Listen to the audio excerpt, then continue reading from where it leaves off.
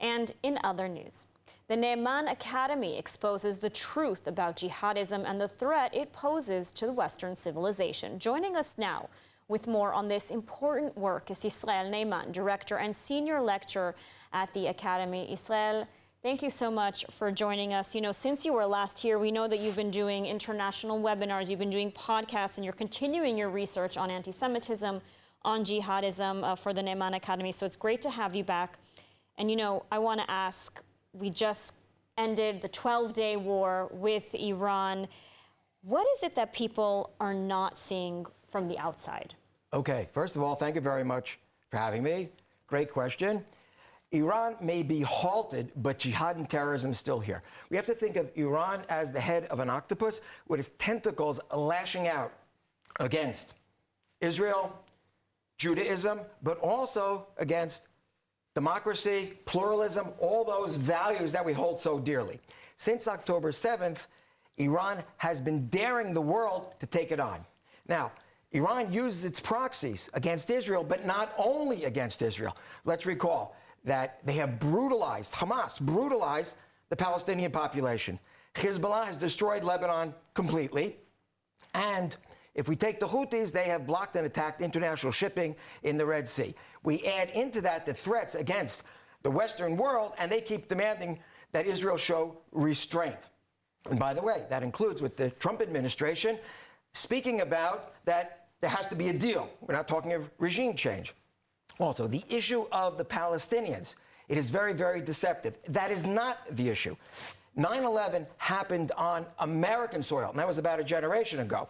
That was well before October 7th, and it's not just about Israel. It's about jihad. About jihad, certainly. And, you know, the events of the past 2 weeks have certainly shown that. They've been earth-shattering. So as an analyst of jihadism, its theology and its anti-Semitic origins, what do you believe has been the driving force behind Iran, behind the Islamic Republic of Iran, I should say? Okay, so it boils down to this question. Why did Iran pursue such a horrific policy, program of trying to obtain nuclear weapons when they knew that Israel would not put up for it, would not stand for this at all?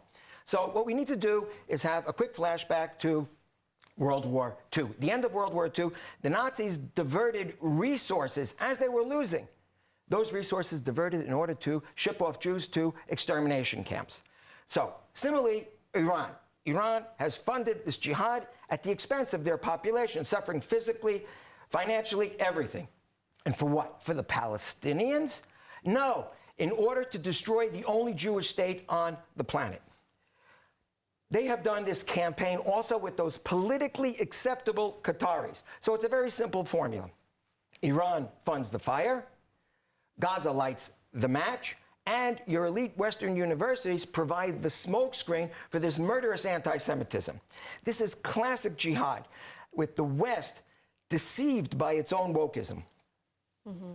And, you know, you've spoken to us before about the Ne'eman Academy since October 7th, and you've initiated courses, you know, linking the themes, as you sort of laid out for us just now, of history, anti-Semitism, and jihadism. So how do students use this knowledge in their day-to-day lives? Okay, so first of all, the students in our community become thought leaders armed with the facts. They know jihad began 1,300 years before the establishment of the State of Israel. But the jihadi agenda continues against Zionism, against Jews, and against pluralism and democracy. We empower our students to call out anti-Semitism and those threats to democracy. All right, well, Yisrael Ne'eman, thank you so much for joining us today and for your insights. All right, thank you very much for having me.